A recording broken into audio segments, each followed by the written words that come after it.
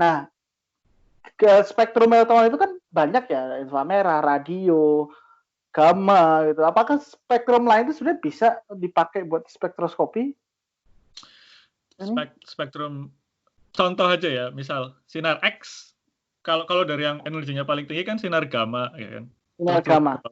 Turun ke bawah sinar X. Kalau gamma kayak saya nggak terlalu tahu sih. Ini maksudnya berdasarkan pengetahuan saya aja ya. Kalau gamma rasa-rasanya dia karena sinar gamma dan sinar X itu kan ionizing radiations. Jadi mereka tuh radiasi yang membuat atom-atom terionisasi gitu, ngelepas satu elektron. Itu bahaya banget karena atom satu dengan yang lain, yang satu ion, istilahnya apa sih? Ya, ion satu dengan yang lain walaupun atomnya sama kan punya bilangan koordinasi lain kadang. Nah, nanti bisa ngacaukan DNA segala macam karena ion yang lain. Jadi yang namanya atom itu kan sebenarnya tadi dari istilahnya formasi elektronnya itu udah, kalau kita sebut atom tertentu di DNA lah atau dimanapun itu punya konfigurasi atau formasi elektron tertentu. Terus tadi karena sinar X dan sinar gamma itu bisa mengionisasi, ionisasi itu artinya melepas elektron ya, formasinya berubah. Karena formasinya berubah, artinya sifatnya ya berubah. Sifatnya akan jadi berubah. Itulah kenapa bahaya ya. Bahaya buat. Makanya mungkin karena alasan itu sinar gamma kalau sepengetahuan saya sih nggak ada buat spektroskopi. Mungkin gamma ray spektroskopi yang di luar angkasa mungkin ya, mungkin deteksi kayak apa sih, keperluan kosmologi lah mungkin. Iya, kayak makanya gamma ray burst itu juga salah satu fenomena yang kemudian diamati dan menjadi beberapa acuan untuk terkait dengan di alam semesta sih. Oke, terus gamma ray kan sumbernya juga dari fenomena inti atom kan, bukan dari yang lain. Terus gamma itu sinar X. Ronsen, kalau Ronsen kan kita disinari dengan sinar X. Nah, kalau Ronsen ini nanti kalau gamma kan nggak dipakai buat spektroskopi, tapi dijadikan sebagai objek. Bukan sebagai alatnya gitu. Nah, kalau sinar X bisa nih. Oh, objek maksudnya? Oh, oke. Ngerti kan? Paham. Jadi sinar gamma nggak dipakai buat nentuin materi suatu benda lain gitu. Tapi sinar gammanya yang dipelajarin. Kalau spektroskopi kan kita pakai elektromagnetik untuk mempelajari sesuatu kan. Jadi ya istilahnya bukan kita mempelajari cahayanya, tapi menggunakan cahaya untuk mempelajari hal lain ya, spektroskopi. Nah, kalau sinar X bisa dipakai. Ada istilahnya XRF. XRF, ambil minum dulu ya. Kalau XRF itu punya minum nggak, Bob? Sebenarnya sudah ada panas, tinggal ngecok, tapi nanti lah. Kalau XRF kan X-ray fluorescensi. Ya, spektroskopi kalau nggak salah. Iya. Jadi itu ya nentuin komposisi suatu benda berdasarkan memakai energi sinar X gitu. Jadi ini benda nih misalkan isinya macam-macam atom misal ini suatu benda bukan kertas ya. Campuran misal. Kalau kita sinarin pakai sinar X, jepret gitu kan. Kan atom-atom tertentu menyerap sinar X dengan proporsi energi tertentu kan. Terus nanti elektron yang terlempar itu kan elektron dalam. Nah, nanti elektron luarnya itu kan turun. Nah, pas turun itu ngelepasin energi kan. Dalam bentuk sinar X juga.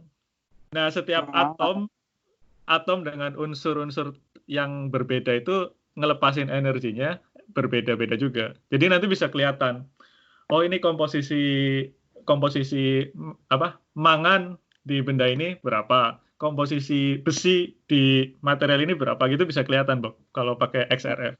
Oh, mangan itu ini ya, manganis ya, maksudnya manganis, Mn. Ya, bukan makan ya. Bukan warna sinkronmu temennya kita orang Banyumas. Komposisi mangan malah bingung. Makan. Jadi saya sering dengar XRF, terus ada yang lain istilahnya dipelajari karena teman-teman saya di material juga belajar dengan SRF ya emang terkait dengan karakterisasi material itu sendiri ya, maksudnya struktur istilahnya atomik lah istilahnya. Kelimpahan mungkin ya kadar lah, kadarnya, komposisi. Oke, itu sinar X-nya. Itu sinar X. Kalau tadi kan Bogi bilang Ronsen kan? Ronsen. Kalau Ronsen, kalau nggak salah sih itu nggak memanfaatkan fluoresensi, tapi memanfaatkan transmisi. Ngerti nggak? Jadi nih, ini ada sumber sinar X, ya kan? Inilah power bank, sumber sinar X. Dia ngeluarin sinar X ke arah sini gitu. Oke? Ya. Terus di sini ada detektornya nih. Oke? Terus orang berdiri di sini, ya kan? Terus pas sinar X dijepretin, kan nanti ada ngebekas gambar paru-paru lah, tulang segala macam. Putih kan? Ya, ada spot hitam sama putih. Spot yang hitam itu yang kebagian sinar X lebih banyak. Terus spot yang putih itu yang sinar X-nya sebagian tertahan gitu. Tertahan karena gini, karbon sama tulang, misal tulang itu komposisinya apa sih? Kalsium kan? Betul. Tubuh sebagian besar kan kalau nggak karbon ya air. Air kan nomor atomnya 18. Air itu H2O. H itu 1, masing-masing 1, O itu 16. 6. 8, sorry. 8. Elektron valensi. Elektron valensi ya, bukan nomor atom ya, elektron valensi. Nomor atomnya oksigen kan nomor atomnya oksigen 8. 8 ya. Berarti dia punya elektron 8 ditambah oksigen H2O berarti total elektronnya itu apa sih? Kok pusing ya? 8 sama 10. Total elektron 10. Kalau karbon kan? Ya, karbon 4 ya? Karbon kan 6. 4 ya? Ya. Maksudnya hitung aja 6 lah sebagai atom ya kan, biar gampang. Kalau kalsium berapa? 20 kan? Kalsium? Iya. Lebih berat ya, lebih besar. Lebih berat. Nah, kalau sinar X itu gini, Bob. Semakin banyak elektron di suatu atom, dia semakin sinar X bakal bisa semakin diserap. Jadi kalau atau dibelokin. Jadi semakin banyak elektron di suatu atom, itu sinar X bakal lebih susah nembus. Makanya kalau kita pakai apa sih namanya? Sinar X. Ronsen itu pakai sinar X. Sinar X. Nah, nanti kan yang kebentuk itu yang bagian-bagian tubuh yang punya komposisi atom yang lebih berat daripada yang lain. Tapi itu tulang. Spektroskopi ya, itu memanfaatkan itu bukan transmisi ya. Spektroskopi sih. Karena bedanya kalau spektroskopi kita gunakan cahaya, lalu pantulan dari cahaya tersebut kita gunakan untuk mengkarakterisasi si ininya ya, apa namanya si partikelnya, materialnya. Sedangkan kalau sinar Ronsen tadi itu ditembakkan, kita yang kita pelajari lihat gambarnya gitu ya. Tapi bisa juga dimanfaatkan. Jadi spektroskopi kan tadi Bogi bilangnya pantulan kan. Sebenarnya nggak cuma pantulan, ada. Oh ya. Jadi ada absorpsi yang diserap, ada apa yang ditransmisi, transmisi absorpsi satu hal lah. Mereka berhubungan gitu. Atau refleksi juga bisa pantulan. Maksudnya gimana sih benda ini nyerap suatu cahaya gitu. Diukurnya dari berapa banyak yang yang lewat dari benda itu atau dipantulkan, ya kan? Ya. Terus yang lain lagi adalah fluoresensi atau luminesensi juga sama sih. Misalnya nih, setelah dia nyerap, apakah dia akan ngeluarin cahaya lagi waktu dia energinya turun ke bawah? Nah, itu fluorescence. Jadi ada yang paling umum itu sih. Absorpsi, refleksi, maksudnya memanfaatkan tekniknya ada transmisi, ada refleksi, sama fluoresensi. Nah, itu kan sinar X ya? Ya, nah itu XRF tadi kan memanfaatkan fluoresensi. Ya, luminesensi ya, fluoresensi karena fluoresensi dari atom-atom. Nah, setelah ada apa lagi? Kita kan tadi dari energi yang tinggi kan. dari gamma dan sinar X. Sebenarnya sinar X dan sinar gamma sih masih rancu sih. Panjang gelombang tertentu tuh masih bias gitu. Oh, Tapi artinya biasanya tercampur ya. Kita sebut sinar X batasnya dengan sinar gamma itu nggak begitu jelas ya, Pak? betul. Itu energinya cukup tinggi tuh. Kalau kita ronsen, jangan sering-sering karena Ya, bahaya. ya betul. Karena nanti Ya, atom-atom yang ada di tubuh bisa bisa kena. terionisasi. Nanti kita kalau DNA yang kena kan bahaya kan, bisa mutasi lah segala macam. Proses Ya. translasi, transkripsi segala macam bermasalah. Ya, kalau DNA nanti ada pertanyaan sih, sebenarnya turun dulu mungkin ya setelah sinar Turun X. dulu setelah sinar X kan ada ultraviolet. Ultraviolet ya. Ultraviolet ini yang kita sering apa sih namanya? Dengar-dengar kabar kan. Oh, ultraviolet berbahaya segala macam ya kan. Panjang gelombangnya kalau nggak salah dari berapa sih? Panjang gelombang ultraviolet ini harus lihat buku kayaknya. Kalau yang saya pelajarin sih 200 sampai 400 kalau yang saya pakai. Mungkin ada definisi tertentu ya. Karena biasanya iya, mungkin ya 200 sampai soalnya ungu itu visible spektrum ungu itu kira-kira 400-an. 400. Mungkin 200 sampai 400 nanometer ya. Kalau katanya sih UV. Jadi kalau spektroskopis macam kita gitu, orang yang di fisika ataupun orang kimia itu kita nggak tahu, ya mungkin tahu tapi nggak terlalu penting tentang klasifikasi ultraviolet, apakah itu A, B atau C, itu kita nggak terlalu peduli lah. Kita ngomongnya tuh tentang panjang energi. gelombangnya berapa? Ya, panjang gelombangnya berapa, sehingga energinya berapa. Cahaya dengan gelombangnya, cuma agar membahasakannya lebih bisa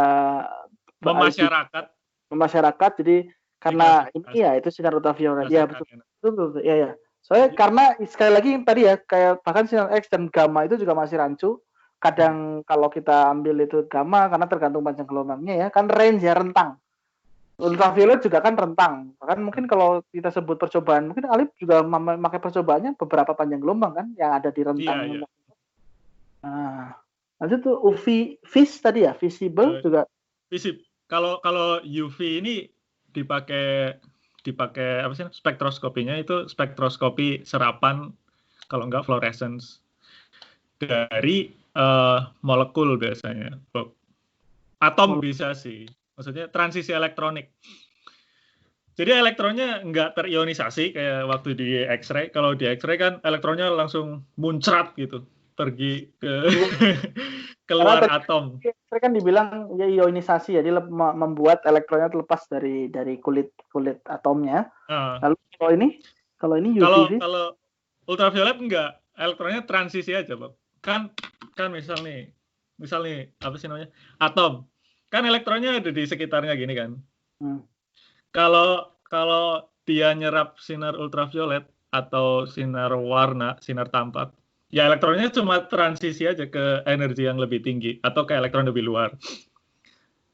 Nah, di situ kan elektron itu kan muter kan, maksudnya terdistribusi banyak gitu. Kalau dia nyerap energi, distribusinya jadi ganti gitu. Nah, karena ada distribusi ganti itu mengakibatkan perubahan momen dipol. Nah, kalau momen dipol ilustrasinya mungkin. Ilustrasinya kan kalau kita punya banyak benda bermuatan, misal ada tiga benda bermuatan, di sini positif, ini negatif misal.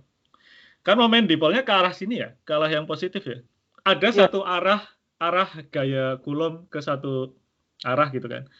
Itu namanya momen dipol, bener nggak, Bob? Jadi momen dipol itu sebenarnya kalau kita melihat ada pasangan muatan dengan besar muatan yang sama, maka dia bisa dipandang jadi satu kesatuan. Benar. Dengan besar muatan yang tergambarkan itu adalah muatannya masing-masing kan punya muatan sama dikalikan dengan jarak antar muatan kan. Iya. Q dikali itu momen dipol. Ya, momen dipol itu kan ada arahnya kan, maksudnya arahnya ke sana gitu, misal vektor. Ya, momen dipol itu suatu vektor. Nah, kalau vektor dari molekul itu setelah dia ketabrak sinar UV atau bukan ketabrak sih. Ini nanti jadi bingung. Kalau molekul itu terpengaruh oleh sinar UV Ya, atau sinar tampak, ya. nanti dia mau main dipolnya ganti, set gitu, misal ganti arah. Nah itu dia nyerap nanti. Jadi istilahnya elektron itu ketika dia ada di sekeliling inti atom, Distribusinya ganti sehingga momen dipolnya ganti. Pindah. Karena kan sinar elektromagnetik punya medan listrik dan magnet kan. Nah, medan listrik dan magnet itu yang mempengaruhi dipol dari suatu molekul. Nah, itulah biasanya sinar UV dan sinar tampak itu dipakai buat mempelajari transisi elektronik. Oke, mungkin nanti kita perlu bicara lebih dalam terkait momen dipol dan transisi elektronik untuk boleh. yang ya, karena kita akan lanjut ke spektroskopi ya, karena kalau bulat nanti pusing juga, saya juga pusing ya. Nah, Terus turun jadi bedanya UV saya biar ini ya di recap. Jadi kan gamma dan X-ray itu dia bisa membuat elektron lepas dari kulit karena energinya itu ionik ya. Untuk ionisasi, ionizing radiation. UV vis dia tidak ionik tapi dia transisi dipole sehingga dia akan tetap tidak mengubah si struktur dari si materialnya tersebut ya. Nggak ngerubah struktur atomnya. Ya, struktur atomnya. Oke. Ada lagi yang UV vis yang menarik? Nggak ngerubah konfigurasi elektron berubah sih. Maksudnya muatannya nggak akan berubah gitu. Oke. Kalau sinar X dia mengganggu muatan, kalau dipol momen secara keseluruhan muatan nggak terganggu. Kalau UV vis muatannya nggak terganggu. Turun lagi dari UV vis kan ada inframerah. Inframerah ya betul. Inframerah itu ya ngukur vibrasi suatu molekul. Misalnya kan molekul kan ada ikatannya kan. Ini atom satu sama atom yang lain. Kalau mereka berikatan secara kovalen, kan ada elektron yang di-share di situ kan. Ada elektron yang dibagi gitu, dipakai bareng-bareng. Nah, kalau sinar inframerah, dia mempengaruhi ininya. Vibrasi ya, getaran ya. Jadi istilahnya kan kalau kita bisa bayangkan, ikatan kovalen itu seperti dua atom itu berbagi tali karet yang sama ya. Benar. Nah, sehingga kalau mereka berdua dikenai sinar inframerah, kemudian energinya digunakan oleh mereka untuk saling tarik ulur itu, dan yang diukur dari inframerah itu adalah tarik ulurnya itu ya. Benar. Betul. Jadi bayangkan misalnya kalian berdua itu pakai tali yang mulur gitu berdua, nah berdekatan, nanti kena energi, satunya ditarik, kemudian bergetar langsung mundur. Kalau inframerah itu langsung. Jadi kalau UV kan suatu molekul kena sinar UV, dipol berubah, atom bisa nata ulang kan. Kalau inframerah dia langsung nata jarak antar dua atomnya itu.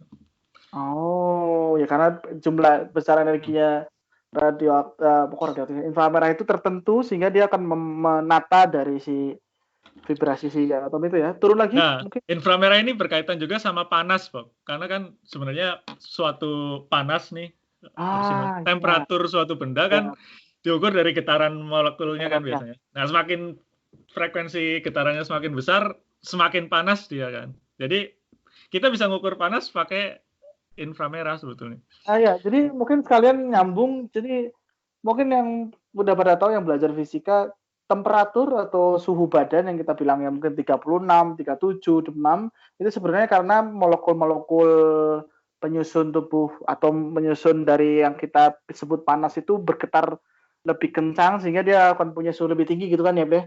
Benar. Makanya istilahnya pengukuran, pernah dengar mungkin pada zaman-zaman corona ini kan ada yang pakai termometer tembak istilahnya. Itu pakai sinar inframerah tuh. Jadi tertembak. Panas dia ngukur langsung, dia nggak mancarin sinar inframerah ke tubuh kita terus dipantulin, nggak, tapi kan tubuh kita mancarin sinar inframerah kan karena panas. Nah, itu dia ngukur berapa panjang gelombangnya dikaitin ke suhunya kalau nggak salah ya. Biasa kan, berarti istilahnya pengukur, maksudnya dari satu bidang saja itu dengan memanfaatkan cahaya saja, serta cahaya tidak cuma sekedar cahaya yang kita lihat ya Masih ada lagi setelah infra merah turun atau Setelah infra merah apa ya? Radio. micro? Oh, microwave. Mikro. Wah, ini Bogi yang lebih familiar sama microwave nih. Soalnya kan episode kemarin kita ngomongin apa? Cosmic microwave background. Ya, dan sebenarnya saya punya adik kelas di astronomi, dia juga belajar terkait dengan microwave background ini juga. Mungkin nanti di episode yang mendatang kita bisa terekam lebih ke situ ya. Jadi microwave di sini, kalau bilang microwave itu bukan alat itu ya, teman-teman yang mendengarkan, microwave bukan alat yang bukan yang digunakan pada alat itu ya gelombang mikro. Cuma itu alat yang menggunakan gelombang mikro untuk istilahnya membuat molekul kecil di makanan itu berotasi kenceng sehingga mendesak molekul lain biar bervibrasi jadi panas kan. Ya, gitu. Makanya kenapa bikin mie atau memanaskan makanan tuh bisa dengan gelombang mikro ya, karena istilahnya itu membuat molekul-molekul dari makanan tersebut bergetar sehingga dia panas, ya kan? Harus ada molekul kecilnya, Bob, di makananmu, kayak air gitu kan, molekulnya kecil. Ya, yang betul. Bisa diputar oleh si gelombang mikro itu. Makanya ada plastik yang tahan microwave kan. Karena dia nggak ada airnya di dalam, nggak ada molekul-molekul kecil yang bisa diputar, jadi bisa tahan. Ya, kenapa boleh masukin telur di dalam microwave? Karena di dalamnya ada air, ada cairan lah istilahnya, sehingga bisa meledak. Bisa meledak karena ya. Apa? Karena waktu dia panas kan dia apa sih namanya? Expanding, menjadi gas gitu kan. Kalau telurnya ada selaput proteinnya kan terkungkung di dalam, nanti meletus. Turun lagi ke bawah, apa ya? Radio ya. Radio wave dipakai di ini, Pak. Dipakai di nucleomagnetic resonance sama di MRI. Kalau teman-teman amit-amit ya sakit, otaknya harus di-scan, dimasukin ke MRI, itu pakainya radio wave tuh. Intinya sih atom-atom kan itu punya spin kan. Punya spin itu putaran. Setiap atom tuh punya spin. Biasanya kalau di kondisi normal ya spinnya acak sih. Nggak peduli lah spinnya di mana. Tapi begitu dimasukin ke MRI atau MRI atau apa sih namanya? NMR, kan ada magnet besar. Jadi kalau kita lihat mesin MRI kan ada kayak bunder gitu, orangnya dimasukin di dalam. Itu tuh bunderan itu tuh magnet, super apa? Ya, magnetnya kuat banget sih, pakai superkonduktor. Nah, magnet itu tuh membuat si atom-atom yang ada di tubuh kalian itu jadi ke satu arah tertentu. Nah, ke satu arah tertentu kan? Oke. Lalu? Terus inilah saatnya, maksudnya kan atom yang apa medan magnet yang ada di dalam MRI itu kan membuat atom-atom yang di tubuh kita menjadi satu arah. Nah, energinya adalah kalau arahnya searah dengan medan magnet yang ada di MRI itu kan energinya paling rendah. Maksudnya nyaman gitu. Nyaman arah ke situ. Arah yang paling nggak nyaman kemana? Ke bawah kan, yang berlawanan. Kebalikannya. Nah, ada dua state energi itu. Nah, kalau radio wave itu ditembakin ke atom itu tadi, spinnya dia balik, Bob. Dari sekian juta atom, ada satu yang ngebalik misal. Emang kecil banget, proporsinya kecil. Karena kan radio wave kan besar kan, panjang gelombangnya. Jadi paling besar. Jadi susah mempengaruhi itu gitu, kalau nggak salah ya. Jadi emang serapannya kecil. Nah, setelah ngebalik itu, ya kan dia punya medan magnet sendiri kan, yang arahnya berlawanan. Nah, nanti bedanya nanti diukur. Jadi yang terukur itu sebenarnya adalah beda magnet dari yang alatnya itu dengan yang terukur itu. Kemudian kita diimagingkan sebagai kita imaging. Sebenarnya itu menarik kan nanti dia balik lagi ke atas kan? Ya. Nah, semakin cepat dia balik, semakin cepat kita harus balikin posisinya dia lagi, ngerti nggak? Oke. Jadi kan sebelum kita masuk ke MRI kita dikasih suatu apa sih namanya ramuan gitu ya, liquid gitu buat diminum. Intinya adalah eh, biar bikin apa magnetic moment dari si intinya itu nggak terlalu cepat balik dan nggak terlalu lama biar resolusinya bagus. Oh, kayaknya imaging juga cukup baik nih. Mungkin jadi beberapa hal dari membongkar spektroskopi dengan gelombang elektromagnetik saja, kita ada beberapa hal yang istilahnya pertama kalau kita bahas MRI aja ya, misalnya itu kayaknya akan cukup menarik karena saya akan cari teman saya yang kerja di MRI ya. imaging. Imaging sih sebenarnya imaging. Karena kan istilahnya kenapa saya belum sebut imaging karena bayangkan dari ronsen di mana kita nggak bisa lihat apa yang ada di dalam, kita tahu apa yang orang rokok itu paru-parunya hitam itu kita tahu, terus otak yang punya istilahnya bisa kita lihat otak itu tanpa harus membongkar itu kan Ya sebelum ronsen kan orang kalau mau lihat dalaman tubuh orang kan harus dibelek gitu kan, harus dibedah gitu. Makanya, nah ini luar biasa nih. Soalnya, nah ini terkait dengan tadi juga kan tadi sebenarnya banyak ya, dan Alif bekerjanya di UV-Vis. Nah ini terkait dengan tadi sinar gamma, mungkin agak belok sedikit. Saya suka sekali, jadi kan mungkin terkait orang ada yang banyak suka dengan film-film Marvel nih. Ini kan di situ ceritanya ada Hulk ya,